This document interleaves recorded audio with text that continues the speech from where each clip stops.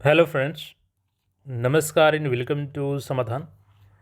साथियों, उम्मीद है कि आप सब अच्छे होंगे और साथ ही साथ आपकी स्टडी भी अच्छे से चल रही होगी। और जैसे कि साथियों असिस्टेंट प्रोफेसर की बात करें तो इसकी वैकेंसी नई नियमावली के साथ होने जा रही है। और इस नियमावली का जो ड्राफ्ट है वो सुझावों के लिए भेजा गया था। सभी जो यूनिवर्सिटीज़ है बिहार में उनको भेजा गया था कि आप इस पर अगर कोई सुझाव देना चाहते हैं, कोई इसमें चेंजेस करना है, तो आप लोग इस पर अपना 10 दिन के अंदर सुझाव दे सकते हैं। और लगभग तय है कि यही नियमावली के साथ आपका वैकेंसी आएगी। लेकिन इससे पहले आपका एक बेट का आयोजन होगा, यानी स्लेट का आयोजन होगा।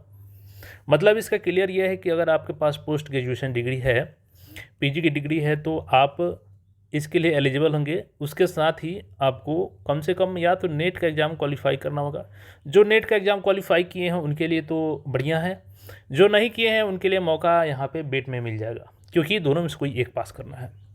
लेकिन कल आपने न्यूज़पेपर में एक देखा होगा न्यूज़ कि विषय अनिवार्यता, ग्रेजुएशन में मुख्य विषय की अनिवार्यता। मतलब इसका अर्थ तो यही हुआ कि जो आपने ग्रेजुएशन में सब्जेक्ट रखा है वही आपका पीजी में होना चाहिए। लेकिन क्या ये वाकई ऐसा ही कंडीशन है? मतलब इसका कि अगर कोई सपोज कीजिए कि बीएससी किया है लड़का, आगे चल के उनको लगता है कि हम बीएससी आगे कंटिन्यू नहीं कर पाएंगे साइंस को, तो वो आर्ट्स में चले गए, तो क्या इसका मतलब ये है कि ये प्रोफेसर नहीं बनेंगे?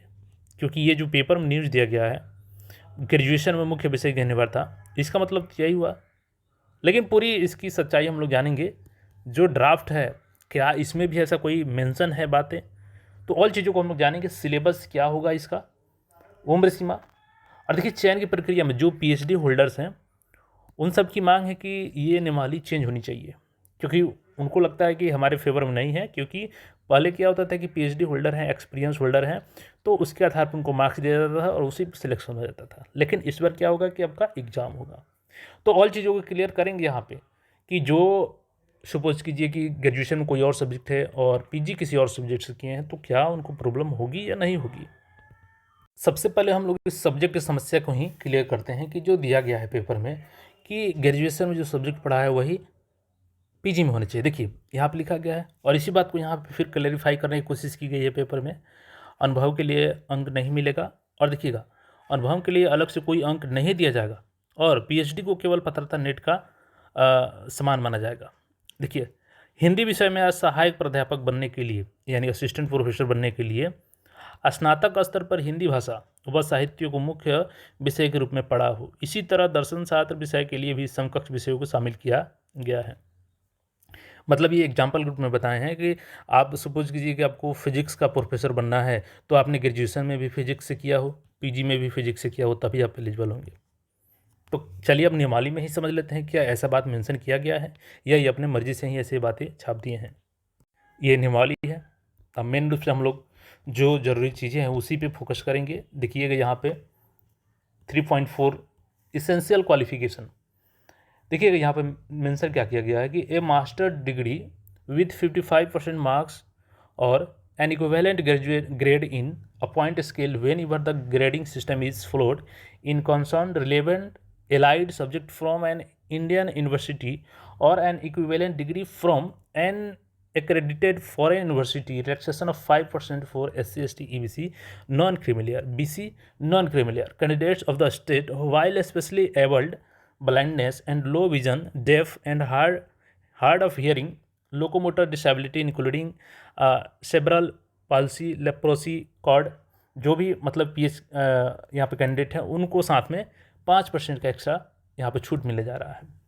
मतलब कि सिंपल है कि आप सामान्य अभ्यर्थी हैं तो आपको 55% स्कोर होने चाहिए पीजी में। अब यहाँ पे सब्जेक्ट समझिएगा क्या लिखा गया है। देखिएगा मैं यहाँ पे दिखाता हूँ। देखिए concerned relevant allied subject from an Indian university. इसका सिंपल मतलब ये है कि जो मास्टर आपकी डिग्री होनी चाहिए। अब सपोज कीजिए कि आपको बीकॉम, यानी कि बीकॉम के लिए निकलता है प्रोफेसर के लिए बहाली, तो इसके एलाइड सब्जेक्ट में कौन कौन से आ जाएंगे?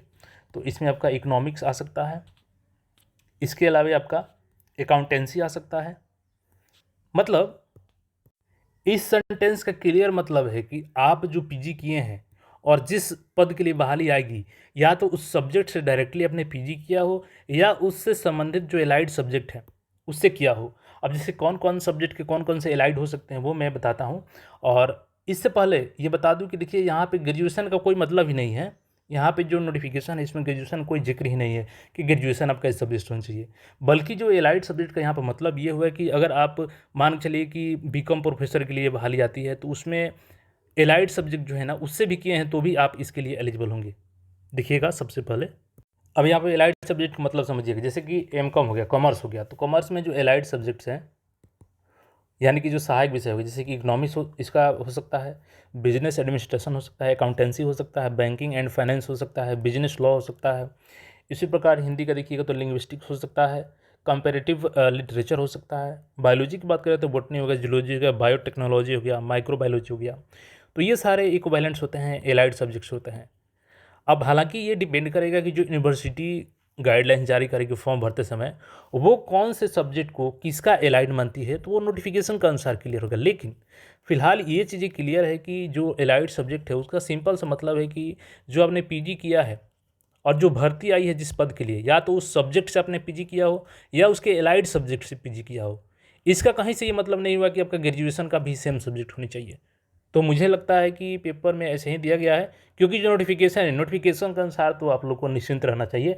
भले ही आपने बीएससी किया है लेकिन आगे चल के एमए किए हैं तो भी आप एलिजिबल होंगे। दूसरी चीज़ इसमें मांग ये की गई है कि जो एज लिमिट है मिनिमम तो ठीक है, लेकिन 45 जो मैक्सिमम दिया गया है इसको बढ़ाने की मांग की गई है कि भाई इस एज को बढ़ाया जाए।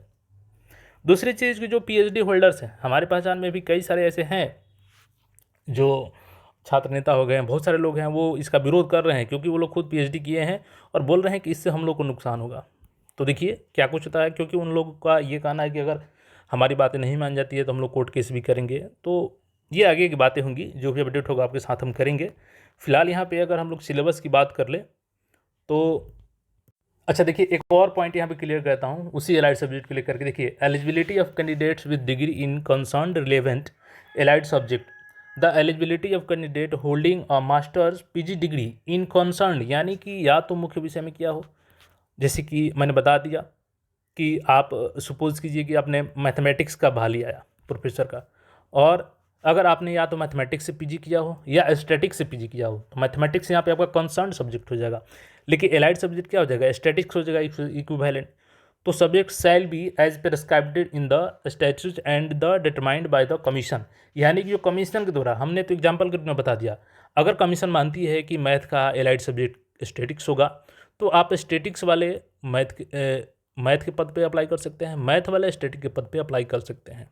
तो ये चीज़ें हैं, ग्रेजुएशन का इसमें कोई मतलब नहीं है, लेकिन पेपर वाले मुझे लगता है कि ऐसे ही उसको प्रिंट कर दिए हैं तो ये कन्फ्यूजन क्रिएट हो गया है, इसलिए आप लोग कन्फ्यूजन नहीं रखेंगे। मेरा मकसद था इसमें ये कन्फ्यूजन क्लियर करना। और देखिएगा slate shall be valid for appointment in the respective state, तो जल्द ही इसके लिए स्लेट का आयोजन किया जाएगा। तो अच्छे से आप लोग तैयारी करें। सिलेबस क्या होगा इसका, अब देखिए इसका जो सिलेबस होगा, the syllabus of the written examination will be the that of NET examination in the concern subject discipline, यानी कि जिस सब्जेक्ट के लिए आप पीजी किए हैं और उसके लिए तैयारी कर रहे हैं तो उसके जो नेट का सिलेबस है उसको आप नेट से वेबसाइट से जुड़िए और उस नेट के सिलेबस को लेकर के पढ़िए, क्योंकि सिलेबस क्या होगा आपका नेट वाला ही सिलेबस इसमें रखा जाएगा।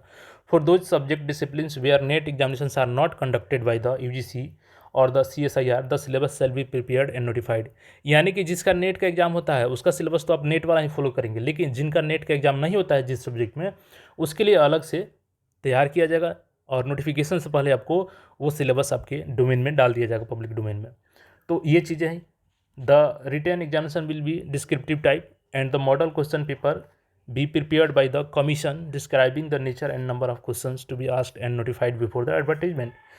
ये चीज़ें भी यहाँ पे क्लियर हो गई कि जो आपका पेपर होगा वो क्या होगा, तो the written examination will be of descriptive type, तो ठीक है लिखित परीक्षा होगी आपकी, ऑब्जेक्टिव परीक्षा नहीं होगी, ठीक है। ये चीज़ें क्लियर यहाँ पे मेंशन है।